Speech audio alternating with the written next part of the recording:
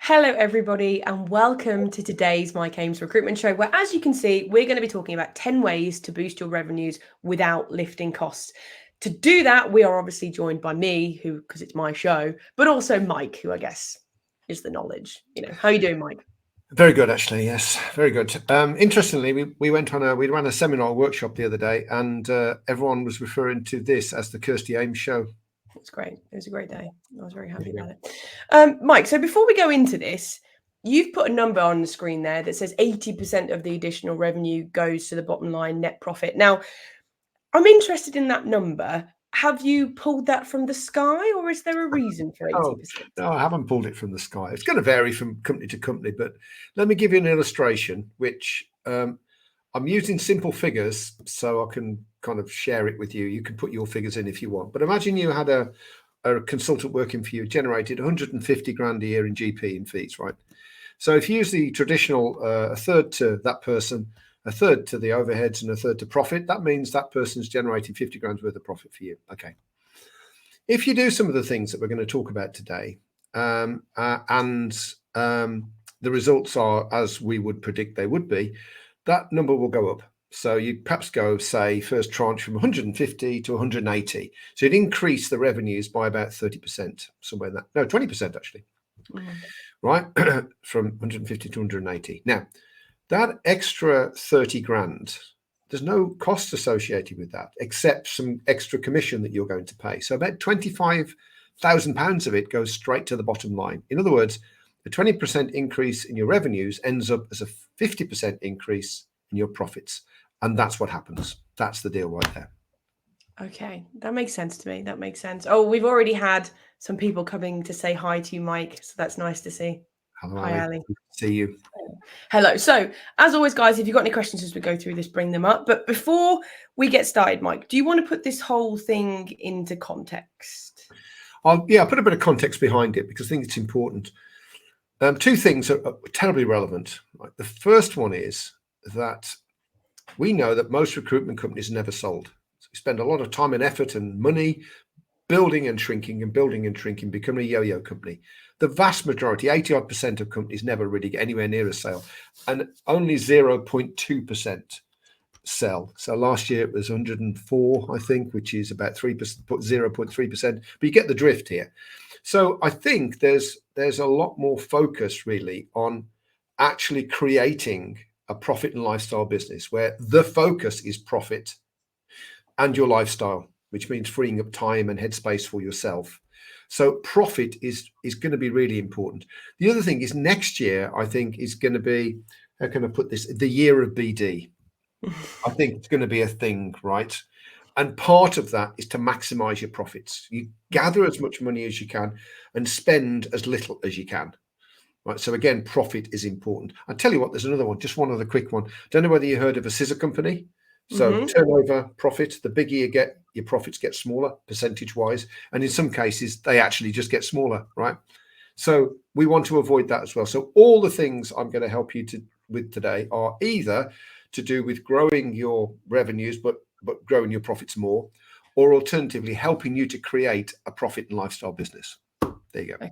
Fantastic. Now, Mike's mentioned that we've got 10 ways that recruiters can boost. That's not a lot of time to do all those 10. So this is going to be a whistle-top tour today. We're going to be mostly focusing on raising your awareness, giving you ideas and things like that.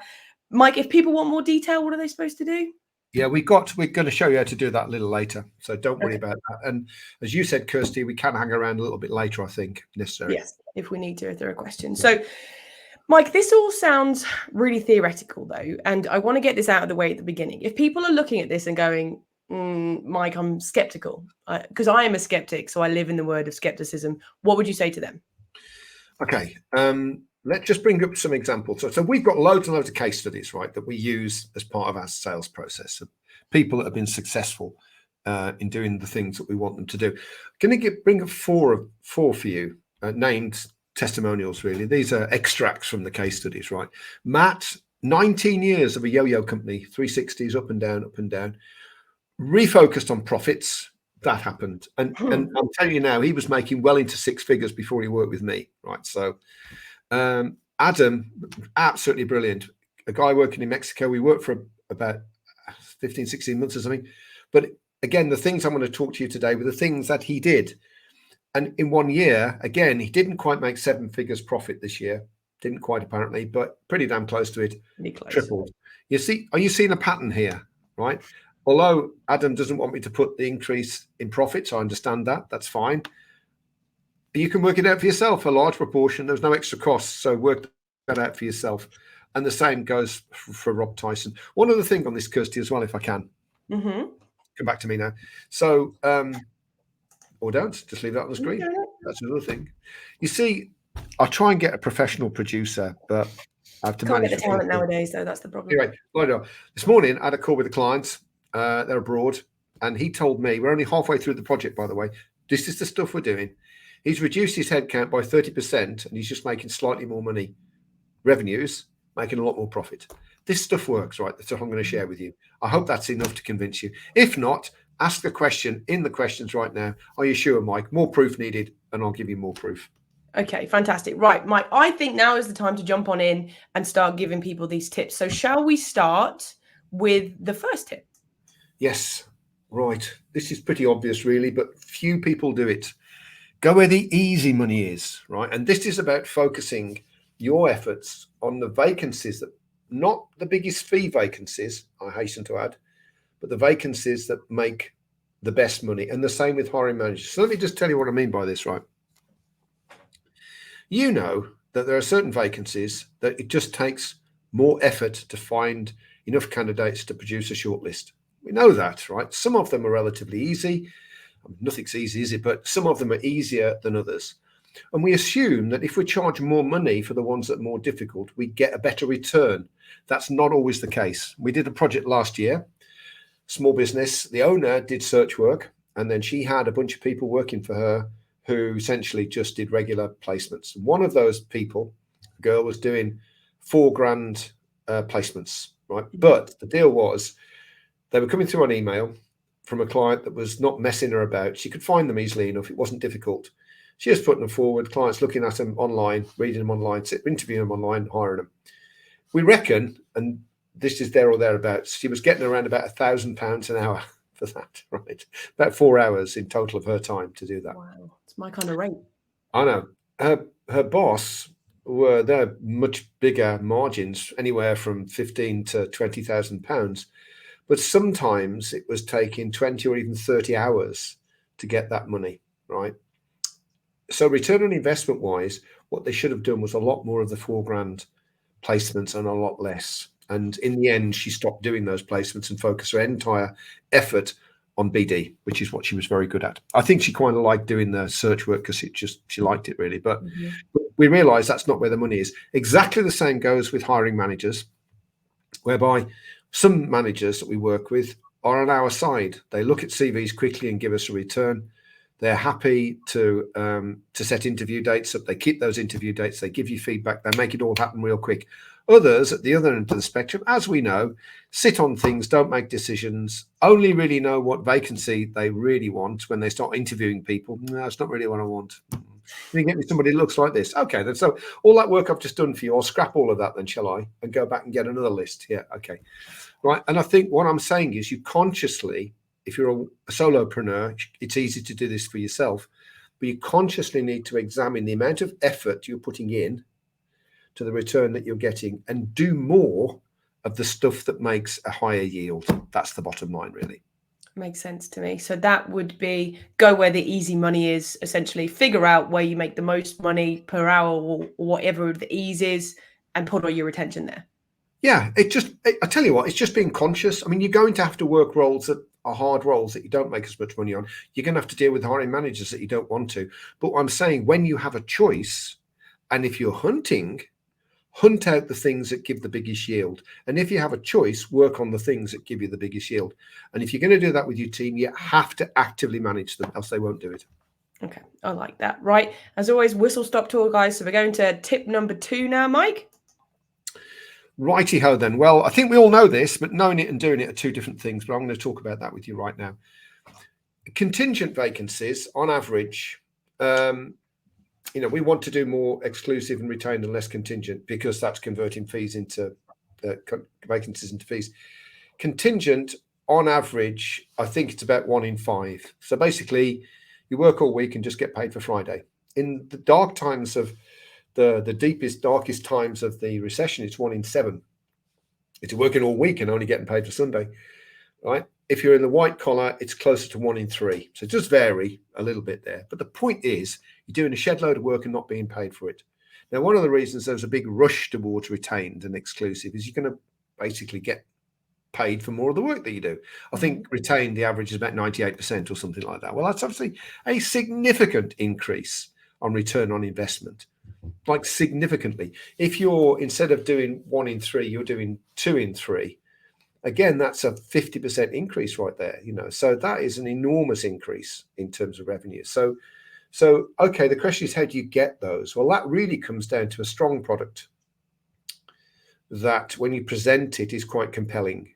So I'm not talking about paying someone 15 grand to do a productization for you. I'm not talking about that. You just need to be able to articulate the key elements of what you do and why you do it that way to somebody so that they get it, right? So that's the first thing. And then you just need a mechanism to put that product in front of more people who you think would buy it. And then the third part of the equation is a whole bunch, like I just showed you earlier, of testimonials and case studies, which basically say, that thing they say they do? They do. That's what they do, right? Proof. If you've got those 3 things, the product, the proof, and the machine that does it for you, you're absolutely fine. You will convert more vacancies into fees and your profits will go north in a big way. Okay, so that point number 2 is essentially convert more of your vacancies, and the best way to do that is retained and exclusive. Yes? Yeah, absolutely. Yeah, absolutely. Perfect. Okay, so on to number 3 then, Mike. Learn to delegate. Yeah, right. So there's this thing, right? Move everything to the lowest possible pay grade. I learned that years ago in the 90s. Someone said that to me, a consultant we hired actually. She said, move everything down to the lowest possible pay grade without sacrificing quality and performance. Get it, right? Trouble is, we don't, though. That concept of $100 tasks, $1,000 tasks, and $10 tasks, that thing where the $10 tasks anyone can do, really. You can just outsource that to a VA with a few minutes of instruction or whatever it is. That's fine. $1,000 tasks, that's what you should be doing. That's where your unique genius is. That's where the money is, really. Maybe it's business development. You just got this knack for bringing in high value clients. We'll just do more of that then. Makes sense, doesn't it, really? Well, who's going to do the rest of the stuff? Well, outsource it or delegate it. So when I talk about delegation, I don't just mean about delegating to people inside your business, because if you're a solopreneur, clearly there's nobody in your business to delegate to, but you can have external people. You can have people abroad, can have people in this country who will do it for you. And this idea of consciously thinking about what you do and everybody else in your team does.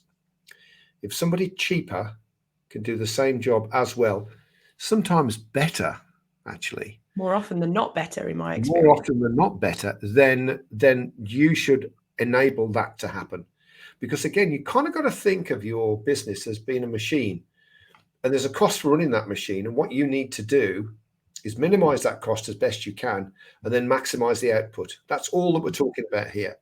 And if you've got people, and I see it all the time, I see people, senior people, like arranging their own train trips or something. It's like, well, no, it's a $10 task. Get someone to do that for you.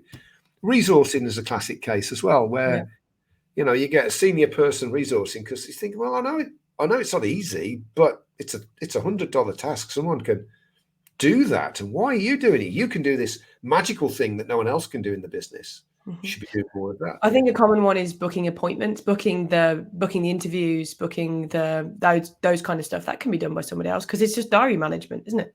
Oh yeah, there's lots of things. Or if you've, like you say, if you've got if you do 2 levels of qualification, level 1, well, 3 levels. Level 1 is matching against CVs. That's fine.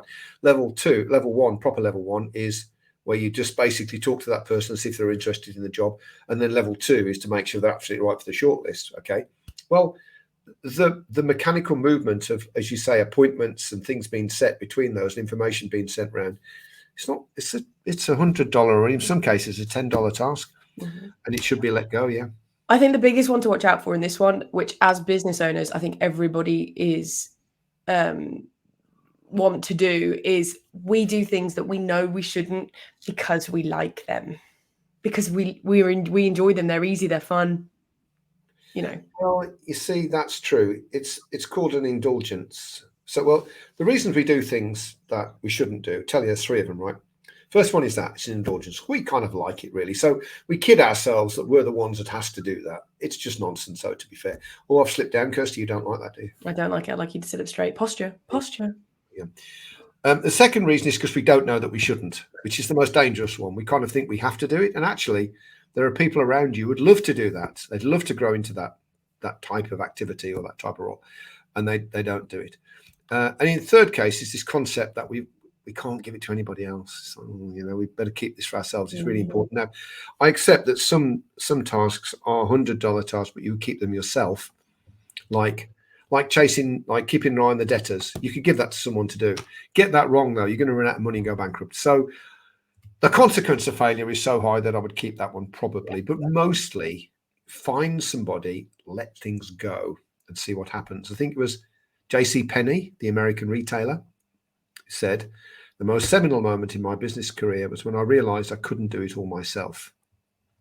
There you go. Okay, big fan of that. Okay, Mike, let's move on to, I believe, number 4 of our tips, which is process over people. Now, what do you mean by this? Okay, I'm going to tell you a story which explains the process over people in a minute. But I think there are too many instances where we think that a person is the solution to the problem, where in actual fact, they should be part of the solution. So a classic case here would be business development. We're not getting enough leads. Tell you what we do. We'll hire a BD person. That's what we'll do. As though that's the answer. And they're going to come into your business and you're going to wind them up. You're going to put them out the door and they're just going to throw leads and vacancies over to you. It's going to be brilliant, really. Because we all know that doesn't happen. It doesn't really. And if it does happen for a bit, when they go, the business development function collapses again. So visually, if you're like, was it Atlas, who holds up the world on his shoulders, if he went for a coffee break, the world would collapse, really. So you don't want any part of your business that's going to be dependent upon the skills, the experience, the knowledge or the network of a named individual, including you, because that ties you into the business. So if you've got those dependencies, then it's about removing them gradually over time. So when we sold the first business, explain where that process over people thing came from. When we sold the first business, the Americans who bought us came in at 100 miles an hour. Just came in, knocked everybody else out, put a huge bid on the table. We'll get this done in 6 weeks. They didn't, but it wasn't far off. So when we, after the deal was done, I was talking to the guy that bought us, and I said, well, why did you do that, Larry? Because you just came from nowhere. He said, well, it's just some very nice things about what we did and a reputation and everything. One of the things we said was, he said, you're a process over people company. I really like that.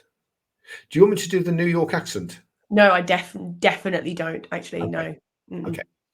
Pity, really, but there you go. But you were offended, weren't you? I was. Well, disappointed rather than offended, really. Because I'm a people person.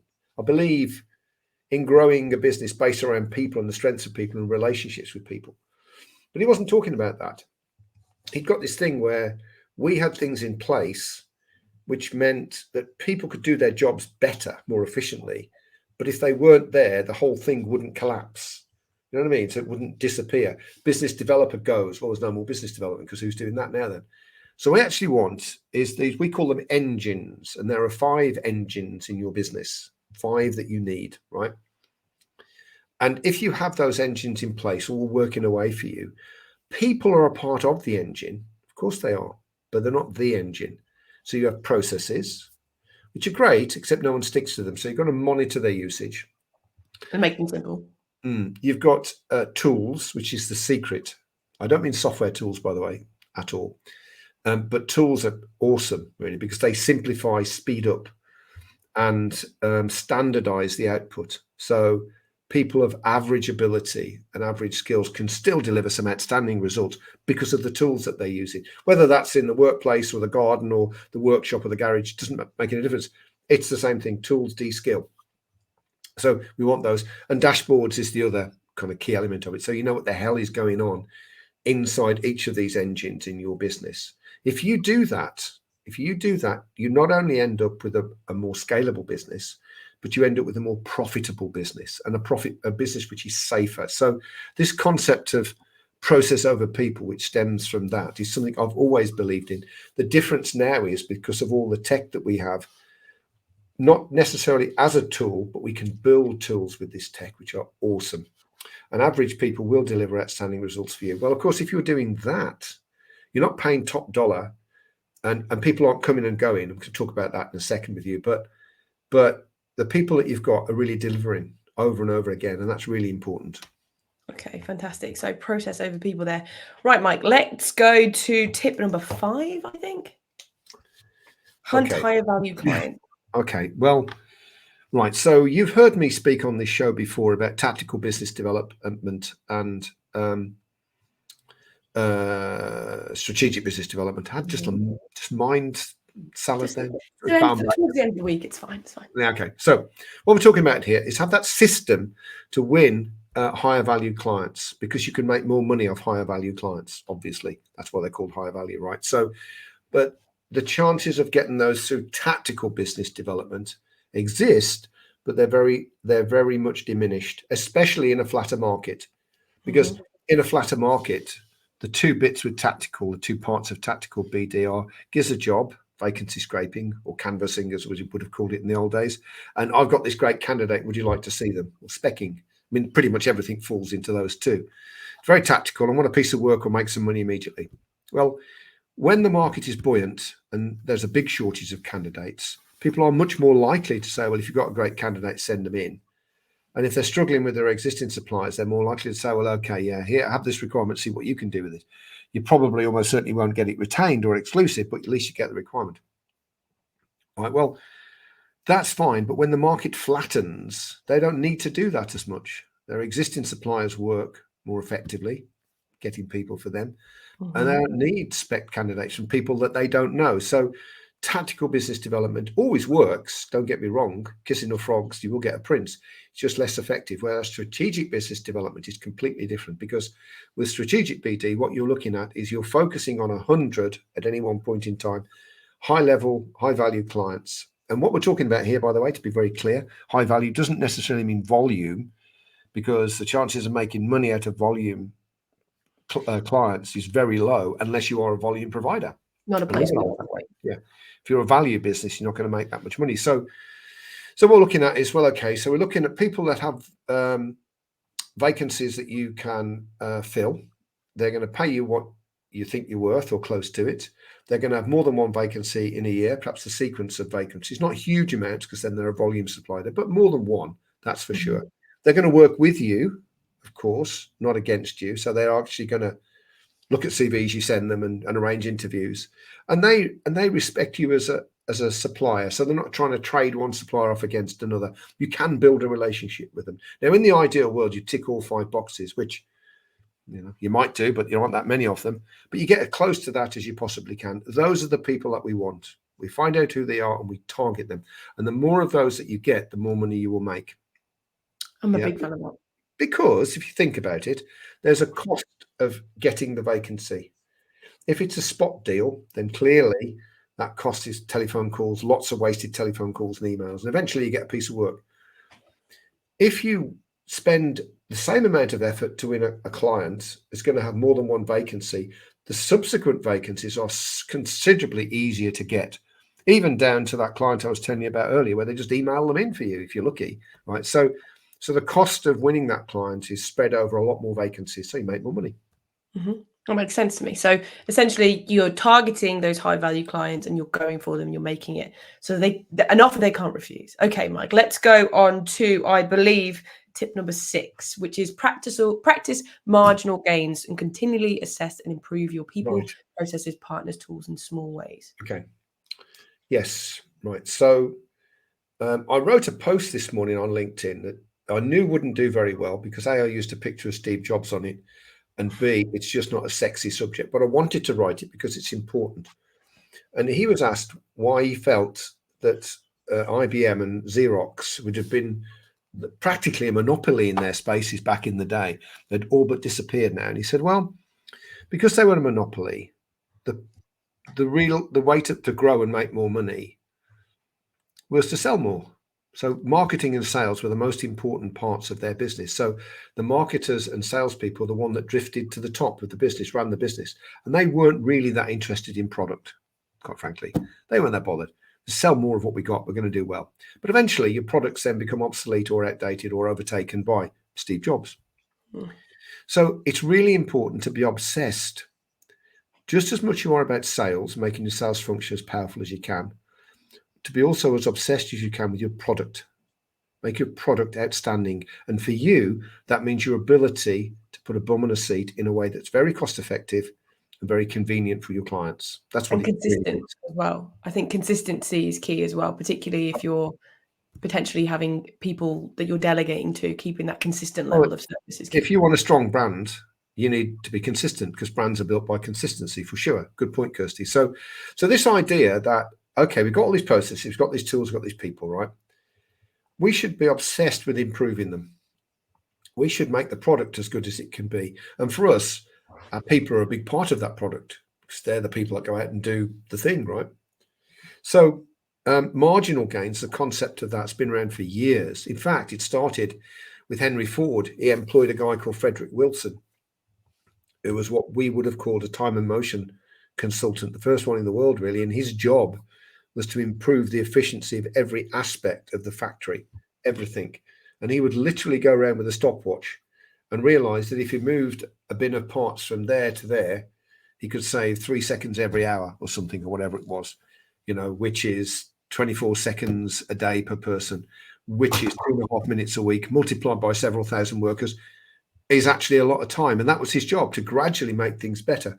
It was picked up by the British cycle racing team under Sir David Brailsford, and he just deconstructed the whole thing of bikes, everything, even down to the way they wash their hands. They got a surgeon in to wash their hands better so there'd be less germs. They took their beds with them wherever they went. I mean, it was tiny, tiny things. And what happens is, if you look at the graph, it kind of goes like that, improvement, and it goes like that. In the same way that Ford was, half the cars in 1928 on the planet were made in Ford factories. Like that. Same as David Brailsford and all those lovely gold medals that we got. Well, you can do the same in your own business. Constantly obsessed with all parts of it, not just the money. Profit is a real focus, but it's not an obsession. Profit is the result of what you get if you're obsessed with all the other things in your business. But this marginal gains concept is really important. Ask your clients for the minutest, smallest improvement that you can make. Do it enough and put those improvements into your business, and you will become more and more efficient. And that's what we're talking about here, is efficiency, really. You'll become more and more efficient, more and more effective, and therefore make more money. So marginal gains is a really big piece. I think for this one as well, from my point of view, this is something that we do a lot of here. It's that I think the thing with marginal gains, it's easier to implement as well. From your point of view, you're not doing these big, massive changes. You're doing small things. Yeah, we've been doing some VOTC, voice of the customer. Again, we've talked about that on the show enough times. Recently, with some people we've done some work for, and we're just getting some really good stuff. And one thing that came back, that thing when someone says something to you and you think, oh yeah, that's pretty obvious. It was obvious, but I didn't think of it. It took a client to experience something that we did to tell us something that wasn't rocket science, but we weren't doing it. The next time we do it, we'll have included that in it, and our service will have got a little bit better because of it, and people will like it a little bit more because of it. And that's what we're talking about. Yeah, easy. Okay, fantastic. So, Mike, let's move on to the next point, which is maximize the use of processes and tools. Okay, so we standardize. touched upon this a little bit, really, right? Simplify, speed up, and standardize. That's what all tools do. And I'm going to talk about this. I don't know how much time we've got on this, Kirsty, if we're okay for time, but yeah, we're doing okay. We got okay. about 2 or 3 minutes. This is really important, and it's not just having them, it's making people use them to the max. Let me ask you this question. How many people out there have got a piece of tech and they know their people don't use it 100%? Right? I would suggest most of you, really, including us. So I've got Excel. Do I use Excel? No, I don't think so. People don't use PowerPoint and Word, let alone some of these more sophisticated pieces of software tools that they have. CRM. But also a really good piece of collateral is a tool. If you've got I don't know, someone's done some research and discovered some really great things that your target audience would be interested in, what that will do is start a conversation, because you're no longer saying, well, sell to me. You're saying, hey, do you want access to this thing I've got? Oh, yes, that would be nice. It's a tool, right? It standardizes, speeds up, and certainly simplifies starting a conversation with a hard to reach potential client. I think a common one is a webinar that most people who have done a webinar, they'll have spent loads of time doing it, then the stress, and then it'll have been filmed and they will have done nothing with it since. No, what is the point, right? These are non-technical tools. They use tech in them, but they're not tech tools. And they're not used properly. And if you start using them, this is the big deal, right? So the client I was telling you about this morning, one of the big changes that we did really early on was start using these tools, to start implementing these little tools that we could use. So you're going to get much better results. I'll give you something else real simple. Like, this is a process, right? This is the simplest thing ever. When I was trained as a recruitment consultant back in the day, we were trained to ask a specific question to a new manager, a new hiring manager, or a prospect we were targeting. And the question was this: okay, just, keep in touch with you as we go forward, if that's okay. Just check in, really. Are you an early starter, late finisher, or both, or neither? And they're going to tell you, oh, yeah, well, I'm regularly at my desk by 7:30 in the morning. Okay, we would make a note of that. If I needed to speak to that person, I would ring them at 7:30 in the morning. And almost certainly I would get through, because that's what they told me when to ring. That's when they're free. Or I'm always in the car between 5:30 and 6. I'll ring them then, right? Those days they didn't have mobiles, but that's the sort of thing that we would do now. And that's a tool. That's a very simple tool. It's just something that you can, a little out of the box thing. You ask the question, you put the thing onto CRM, and then you remember to ring at that time. Let me tell you what the effect of that is. You can speed up getting to speak to somebody by weeks and weeks and weeks. People ringing at the wrong time, getting voicemails, getting through to somebody that's not available because they're in meetings. The simplicity of these things does not have to be overpowering. It doesn't have to be complex to give you a big benefit. And so I think this obsession with tools and processes and making sure that people use them, even if all your people used all the tech that you already have, say, for example, that would lift productivity significantly. So, okay. All right, Mike. Let's go on to number 8 now, because I know this is one that a lot of people who know us will think this is something they talk about a lot, which is avoid pure 360 teams. Yeah, for sure. Now, a couple of things on this. Right, so 2 things in this. Right, stable teams is one. Very rarely, in the same way that you find dock leaves by nettles, high profit businesses have stable teams. Almost always. I'm not talking about the really big monsters like Michael Page, where they don't give a toss really that 60% turnover of staff, because that 60% turnover of staff is lower down. Senior managers, no, they're stable, right? So the more stable your team, the less comers and goers, the more money you're going to make. Why? Well, because when you hire someone, they're not productive for a while. It takes time for them to get productive. Well, you're spending money then. You're wasting money, effectively, or investing money. Also, some people don't work out. So you have to sack them. So all the money you paid them, you're going to get rid of them. You're going to hire again, which is time or money if you're going to hire rec to recs. So this concept of a stable team, even of average people, in fact, especially of average people, because we like that really, with the right tools and processes, they will deliver outstanding results. So you're paying them slightly less, they're staying like lots longer, and they're being more productive along the way, always more profitable. Now, so that's a stability piece, but I think it's better to avoid pure 360s, because when they go, they will take a big chunk of your revenue with them if they're any good, almost certainly. Training your future competitor. Quite so, yeah. If you look at a really good 360 over there right now at his desk or her desk, doing the old and everything, you're training them to be a competitor in the future, right? And it's a sad state of affairs, but it is what it is, right? So the idea is that if someone leaves, they don't take a revenue stream, because you've lost that, then you've got to replace it, which is going to cost you time and money. So it's better to lose a function. They did this thing for me, but they've gone, so I'll get someone else to do it. And if the tools and processes are rich, strong around them, and you've got the dashboard to tell you what the heck's going on, slotting somebody into that role is much easier. I'm not saying it's like putting a new battery, in your torch. I'm not saying it's like that. There is going to be disruption if anybody leaves. Of course there is, but it's easier. because you're only losing part of a function, not the whole thing. I think that's important. So this concept of moving away from 360s, where it all goes, to a layered approach or a blended approach is very popular. And the way you implement blended teams, so some 360s, some layered, people think it's going to be a big deal. Could not be easier.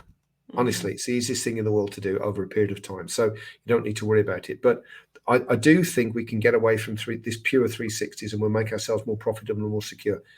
If anybody wants to come on the show and debate with me about the relative merits of 360s, i.e. somebody out there that really loves 360s, come on the show. We're obviously good-mannered and we're respectful. It would not be a bloodbath. So good. I'd love it. I'd love it. It would be great for me. If you want to do that, just pop your name in the comments and we'll be in touch, because we'd really like that. Okay, Mike. Now, normally at this time of the show, we would have a message from our sponsors, which normally is us. But this time you're doing something a little bit different, aren't you? Well, I am our sponsor. So yeah, I am. Yeah. So before I bring this up for you. So we're going through quite a lot of things here. Everything that we believe in, everything that we help our clients do in various ways, because I'm a big believer in profit and lifestyle businesses. I think that you should focus on profit and don't waste money in things that are not going to give you a decent return. Everything that we do is around that, really. So we are running a one-day growth summit, which Kirsty's going to bring up right now for you. Okay. I'm just going to run through with you what it is that's in it. And if you'd like to come, I checked this morning, we have 6 spaces left on the next one. And then there's some more next year, which you can book on if this one's full. But essentially, we're going to talk about that. And the reason we're going to talk about that is we're going to look at productization and the method of using products. So this concept of a 2-dimensional pitching deck, which is the latest thing in productization. And when you see it, because I'm going to demonstrate it in the summit, it is awesome. It is really powerful how you use this deck, either online or you can even do it over the telephone. But this structure that we use to get the client to commit to whatever it is that you want to do. And I'm going to demonstrate that and then show you what it looks like. And that's how you get more exclusive and retained roles. It's massively powerful. And everyone that uses that gets a result from it. We're then going to show you how to move away from 360s. We're going to show you the alternative, which is called a layered model. And we're going to demonstrate to you how you can convert from a 360 to a full layered or a blended model, which is what most people does. We're then going to look at these 5 growth engines, the 5 key elements of your business, your team, the delivery, marketing, new business development, and client care. Those are the things that you need to create this high profit, great lifestyle business. I'm going to go into well, we're going to look at all 5, and I'm going to look at 3 of them in real depth. How to win and maximize high value clients. Part of that is productization for sure, but part of it is the system. It's a simple 4-step system that you can use. And what it does, it de-skills that process, simplifies it. So people who've got less ability and less skill and less experience can still deliver great results from it. I'm going to show you some very cool, I can't resist this, can I, Kirsty? It's the thing that and she has to control me because I'd spend all day on that. There's some very very sexy things out there. Not talking about software. You haven't got to put your hand in your pocket. Okay. So, and then we come away with an outline plan. So we call it a plan on a page. It's actually on 2 pages, but nonetheless, and we'll fill that in as we go. So you will come away with a clear strategy for growth that tips on all of the things we talked about today, and an outline plan that you've written during the day for yourself based on what we've told you. Very cool. Now, I know what you're thinking. Oh man, he's going to try and make a load of money out of that. On the contrary, all of that is 97 quid for the day. And you can barely get a good lunch in Birmingham for 97 quid if you buy wine with it. We throw in a delicious lunch as well. Great lunch. Even if I'm gluten-free, and it's a great lunch. There's options always. And the sweet trolley in the afternoon, can't beat it. It's fantastic. So all you need to do is click on that little QR code. If you can't be asked to do that, or if you're listening to this on the podcast, just email Summit in the subject line to mike@flair.co.uk, F-L-A-I-R, mike@flair.co.uk, Summit, and we will send you the link and you can decide what you want to do. So I think that's it for the sponsor then, Kirsty. I think so. I think we did pretty well there now, Mike. So, Mike, we're coming to the end of the show now, where we are going to be... I've got the best 2 to go, Kirst. I've got the best 2. So you've got 2 to go. We're not going to do a summary today. We're just going to go and do the rest of the 2, okay? So, Mike, here we go. Next one. Okay. this isn't the best one. The best one is next, right? And you're not going to think it is until you think about it. Then you'll realize active management means all of that stuff that we talked about is the exact opposite of what I see in quite a few recruitment companies, where the management is really, I wouldn't say shouty management. Someone said that to me, shouty management. It's like, we won't talk to you unless it's gone wrong, in which case we're going to shout at you. It's not that. Excuse me. What it is an understanding using data to understand which part of your organization, which part of those 5 engines is working well and which part isn't, and then acting upon that information. It's very rare that people do that to the extent that they should. Or if they do, they only do it when things go wrong, which you should do, of course, but you should do it before that to stop things from going wrong, really. So say, for example, so you were doing analysis on the type of vacancies that are being processed in the team to see whether how many of those are close to your IVP or ideal vacancy profile and how many aren't. To do analysis on how long it takes to fulfill that vacancy over that vacancy. To do analysis on your hiring managers to see which ones are more efficient, work better with you than others. All of that is active management, and it's just taking time to look at the data, gather the data, look at the data, and act upon the data. Yeah, and I think that one's the most important one, particularly if you have a split team. So if you have people working from home, or if you've got a virtual team, this is going to be such a game changer for everybody. So definitely so. Okay, Mike, let's go to our final point, because I know it's your favorite and you're very excited about it. Certainly, and it's adopt a business owner mentality. Right. So this is the thing that I set out to do with everybody I work with, no matter in what capacity. And the idea is that you're a business owner that does recruitment, not a recruiter that owns a business, because there is a massive world between the two. So business owners take the long term. They work on the business. They are interested in the detail of the product as well as the sales, as well as the numbers. They take time and trouble to craft their team. They're definitely looking to create this high stability in their team. There's a lot more to being a business owner. It's the way in which you think. And someone did that to me years ago, because I was running a £5 million recruitment business, probably about 8-9 million today's money. But I was a recruiter through and through, obsessed with sales, all about activity. Let's do it now. Let's do it now. Energy, ring the bell, when we make a placement. That's all fine. But that's not what the leader does. And if you want to make a big difference in your business, you've got to start thinking like a business owner who does recruitment, and not the other way around. And I think that's a really important thing that people should. If they take nothing else, if you take nothing else, take that. I think it's one of those things that a lot of our clients have said that to us. I now am a business owner who does recruitment, not the other way around. That's the seminal moment for them, almost, I think. Well, it's what I focus on. It's what I really want to. I really want that to happen with people. I want them, and you can see it. I can see when it's happening. I can see the things that they say and how they do things, and the things that they give priority to. That's the giveaway. I can see that, and that's the turning point. Those big numbers that you saw at the beginning of the show, the big increase in revenues and profits, came because people started to think like business owners rather than recruiters. So, biggest takeaway. You might not think it is, but believe me, it is. Okay, Mike, now in a second, we are going to be coming to you for the top tip, and we are going to be looking at next week's show. But I am intrigued. Those of you who are watching, please let us know out of the tips, which ones resonated with you the most? Which one do you think that one is a game changer for me? Please let us know in the comments, because it's always nice to hear, really. Yes, please do. That'd be very good. Thank you, Kristen. All right, Mike. So next time's show in 2 weeks, you have a magnificent guest on. We do. We have Ro Hamed's coming in. And occasionally I like to do a little case study. I like to talk about somebody that's been successful in their business, and somebody that's been successful, nothing to do with me, because then it's not just me banging the drum all the time. It's somebody else that's doing it, and doing it roughly the way in which we promote, really.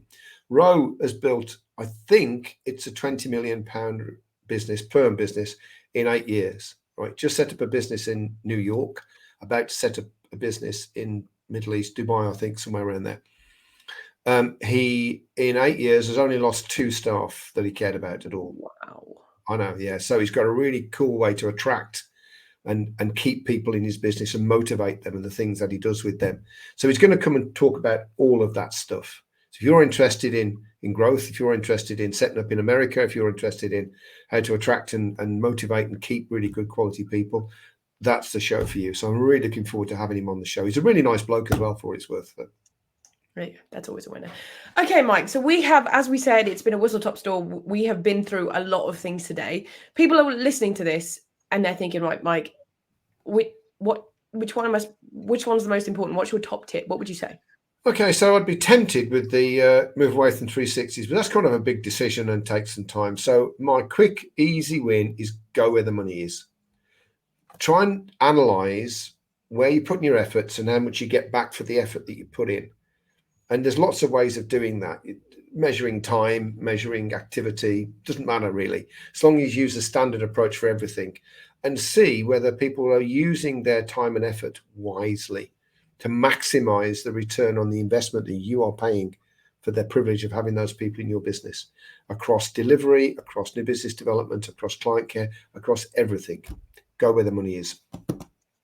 I think that's fair enough. Right, Mike, we have come to the end of our time. It's always the worst part of the week for us. The show is over. But thank you so much to everybody who's been watching today. Thank you for your comments. I've been seeing them come in. So thank you very much for that. And thank you to you, Mike, for, being just yourself, a fountain of knowledge. Well, do my best, really. It's been an absolute pleasure. I've really loved this. I wish I could have spent more time on it. Maybe I'll see some of you at the Growth Summit, but otherwise we'll see you in a couple of weeks' time with Ro. We will indeed. See you later.